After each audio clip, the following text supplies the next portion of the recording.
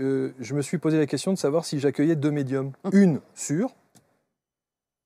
On m'a posé la question plusieurs fois si j'étais médium. Est-ce que tu es médium? En fait, je vais te répondre naturellement. Je pense que je suis une sorte d'intermédiaire maintenant, par la force des choses.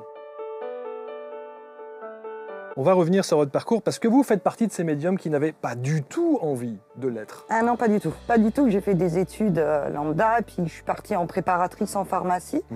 Mais comme je ressentais les choses, j'ai commencé à le faire à droite, à gauche.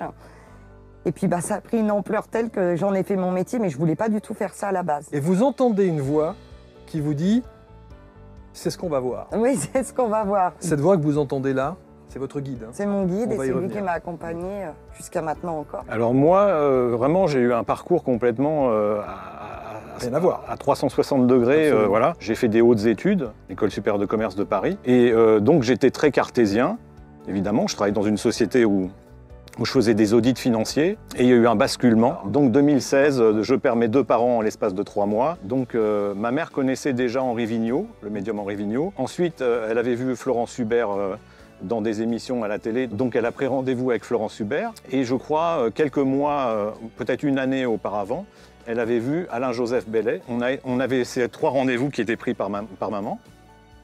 Et elle n'a pas pu les honorer. Donc je me suis dit, est-ce que je dois honorer ces rendez-vous à sa place ou pas? J'ai eu une petite hésitation.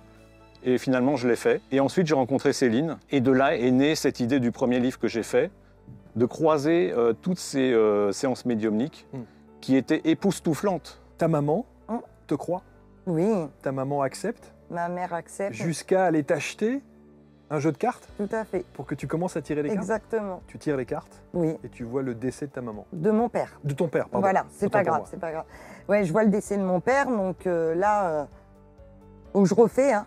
Et puis en janvier, il va tomber malade. Il va tomber malade et il partira en mars. Tout à fait. Hein, c'est ça. Voilà. En mars 2002. Ouais. Je prends souvent l'exemple des gens qui disent ne pas croire à ces phénomènes. Je dis, qu'est-ce qui vous prouve, si vous avez un enfant, qu'il vous aime? Alors là c'est la chose qui déconcerte le plus tous les détracteurs. Oui, oui. Puisque tout doit être prouvable. Donc l'amour de votre enfant n'est pas prouvable, donc c'est pas scientifique. Donc vous n'avez aucune certitude qu'il vous aime. Je vais le ressortir, ça.